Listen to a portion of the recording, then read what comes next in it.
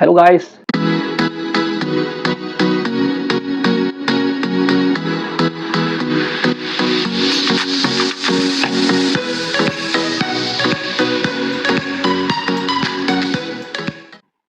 आप लोगों के लिए एक बहुत गुड न्यूज़ है।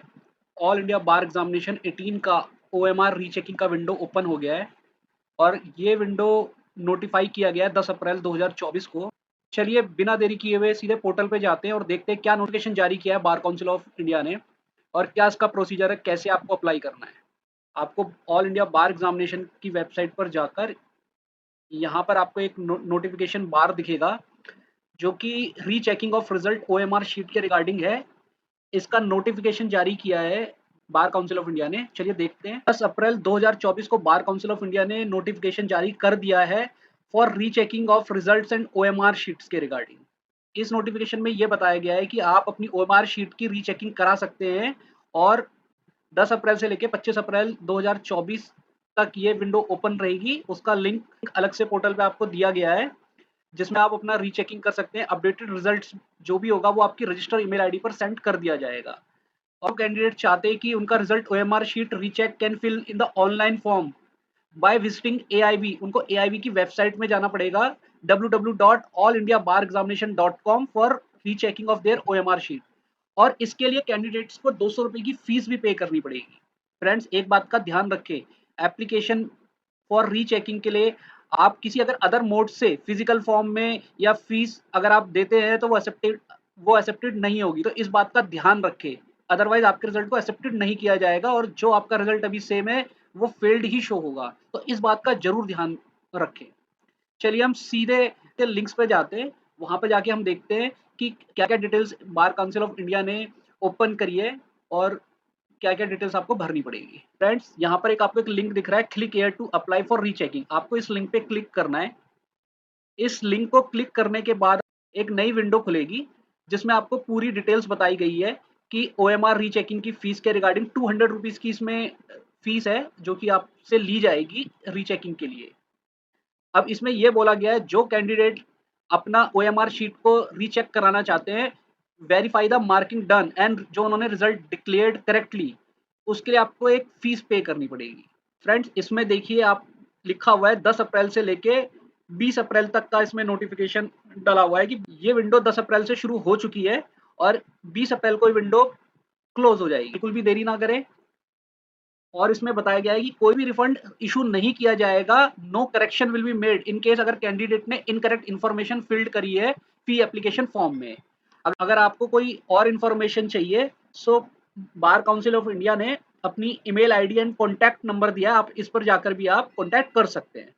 यहाँ पर सारी टर्म्स एंड कंडीशन मेंशन की हुई है बार काउंसिल ऑफ इंडिया ने और सारे मेथड से पेमेंट एक्सेप्टेड की जाएगी। तो फ्रेंड्स चलिए हम देखते हैं इसमें क्या क्या डिटेल्स की जरूरत होगी।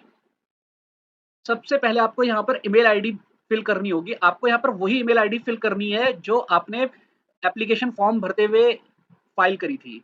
कॉन्टैक्ट नंबर जो आपको यहाँ पे फिल करना है, सेम फोन नंबर आपको यहाँ पे मेंशन करना है जो आपने एप्लीकेशन फॉर्म पे फिल करा था। कैंडिडेट नेम भी आपका सेम होना चाहिए। अगर आपने एप्लीकेशन के टाइम पर अगर आपने जो नेम फिल किया था, अगर आपने यहाँ पे कोई डिफरेंट नेम फिल कर दिया तो आपका रिजल्ट जो है वो फेल्ड ही शो होगा। सो ऐसी गलती ना करें। कैंडिडेट रोल नंबर आपको बिल्कुल एकदम करेक्ट करके फिल करना पड़ेगा ताकि आपसे कोई गलती ना हो, अदरवाइज आपका रिजल्ट रिजेक्ट हो सकता है। कैंडिडेट एप्लीकेशन आईडी जिस ड्राफ्ट करके फिल किया था वही एप्लीकेशन आईडी आपको मेंशन करनी पड़ेगी। बार काउंसिल ऑफ इंडिया ने आपको यहाँ पर बताया कि कौन से रीजंस हैं जिसमें आप रीचेकिंग के लिए फाइल कर सकते हैं। अब यहाँ पर पॉपअप विंडो खुल रही है, इसमें ऑप्शंस आ रहे हैं किस कैटेगरी में आपको फिल करना पड़ेगा। पहला इसमें दिया है different set codes filled in the OMR during the exam.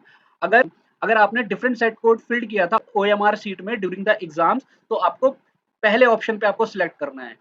उसके बाद दूसरा ऑप्शन यहाँ पे आया गया है कि secured lower marks then expected. आपको अगर ऐसा लगता था कि आप पास हैं, 42 मार्क्स हैं जितना मिनिमम एज पर जनरल ओबीसी के हिसाब से और एससी एसटी एंड डिसेबल के हिसाब से मिनिमम रिक्वायरमेंट थी और फाइनल आंसर की के हिसाब से आप अगर पास हैं तो आपको ऑप्शन नंबर 2 पर सिलेक्ट करना होगा। उसके बाद थर्ड ऑप्शन उन लोगों के लिए है जिसमें set code filled in incorrect. उन्होंने जो सेट कोड था वो इनकरेक्ट फिल किया, लेकिन जो क्वेश्चन बुकलेट नंबर था वो उन्होंने ओएमआर शीट में करेक्ट फिल करी। तो ये इस ऑप्शन पे, थर्ड ऑप्शन पे उन लोगों को सिलेक्ट करके फाइल करना है।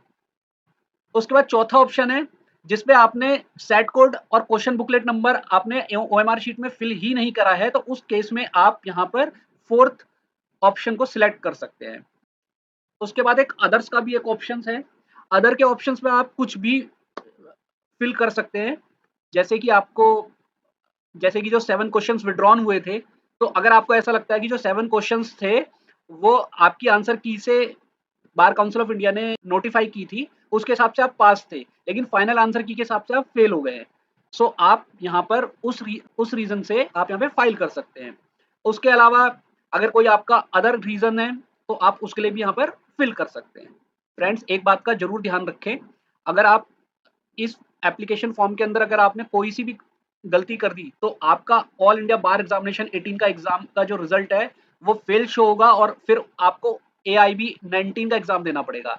सो सारी डिटेल्स को बिल्कुल ध्यान से फिल करें, और आपका जो भी रिजल्ट चेंज होकर आएगा वो आपकी रजिस्टर्ड ईमेल आईडी पर सेंड कर दिया जाएगा। अगर आपके भी कोई क्वेरीज है, डाउट्स है, सो आप हमें ड्रॉप बॉक्स में मैसेज कर सकते हैं।